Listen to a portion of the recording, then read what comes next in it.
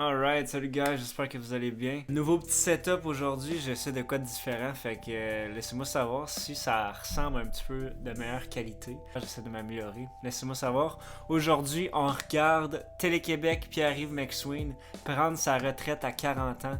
Comment réussir cet exploit? On écoute ça. Jean-Sébastien Pilote a pris sa retraite à 39 ans en 2017.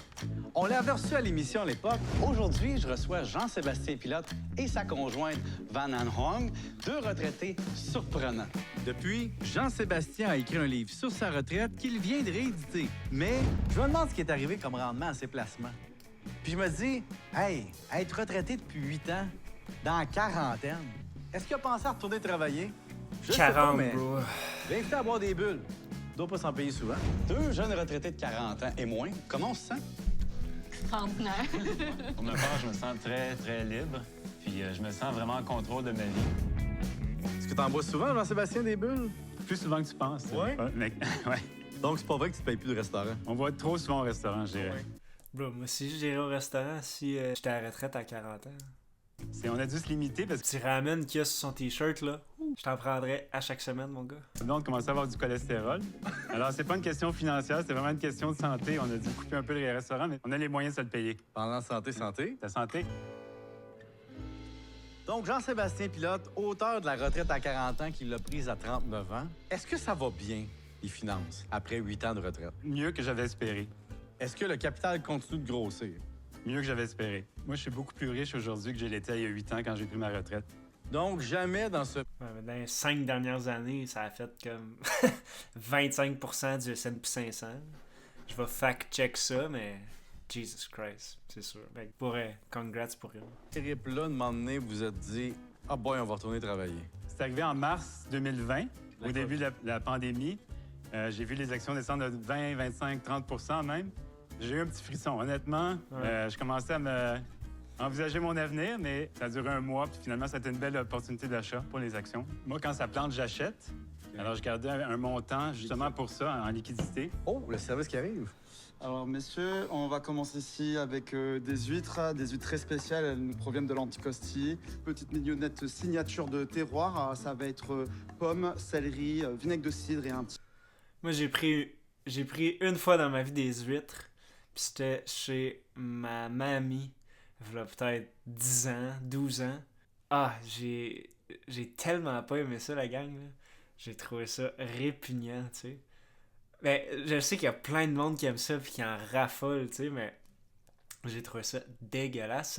Ça a pas passé, on dirait, dans ma gorge. C'était gluant, ça goûtait le fond de mer.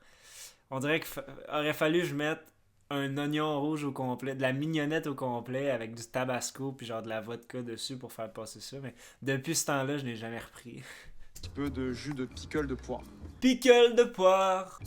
On va goûter. Non. Il est très bon. Est-ce que ça goûte la retraite ou l'indépendance financière? Ça goûte la luxure. Est-ce que tout le monde peut prendre sa retraite à 40 ans? Certainement pas. Premièrement, ça prend beaucoup d'efforts pour s'y rendre. C'est pas facile. Si c'était facile, tout le monde y arriverait. Il faut quand même être hors norme dans sa discipline. Il faut être capable de faire abstraction du regard des autres, de prendre des bonnes décisions pour soi et non pour impressionner son voisin, etc. Puis il faut être patient en bourse. Alors, d'investir son argent, la patience est la variable la plus importante dans l'enrichissement. Alors, il faut être capable de résister justement à des crises comme ça, puis de rester investi, puis d'attendre le bon moment pour décaisser. Comme je l'ai mentionné dans d'autres vidéos, le temps, c'est le meilleur. Le temps, c'est la meilleure arme qu'on peut avoir. Commencer à investir tôt, puis ton argent se multiplie de façon exponentielle. C'est ça qu'il dit aussi, tu sais. Faut être patient, puis le plus tôt possible, le mieux c'est. Est-ce qu'il faut aussi faire une bonne paye en début de carrière? Ça aide, c'est sûr. Dans mon cas, j'ai fait un salaire moyen de 55 000 sur l'ensemble de ma carrière, ce qui est minime aujourd'hui en 2025, mais c'est vraiment les dépenses qui comptent. C'est très difficile, en fait, d'augmenter On dit souvent, c'est pas qu'est-ce que tu fais, mais c'est combien qui t'en reste à la fin de l'année, tu sais. ses revenus, tandis qu'on peut toujours un petit peu réduire ses dépenses, s'acheter une moins grosse auto, c'est vraiment le nerf de la guerre. Combien de temps on passe par semaine à travailler sur l'optimisation de ses dépenses? À mon stade, 0. Zéro. Par contre, ma blonde dirait qu'elle cherche des deals pour les cartes de crédit. Parce Ah ouais. qu'on est dans les points cartes de crédit, on accumule beaucoup de points pour voyager. Mais au niveau de l'optimisation des dépenses, c'est même pas quelque chose qui nous passe par la tête.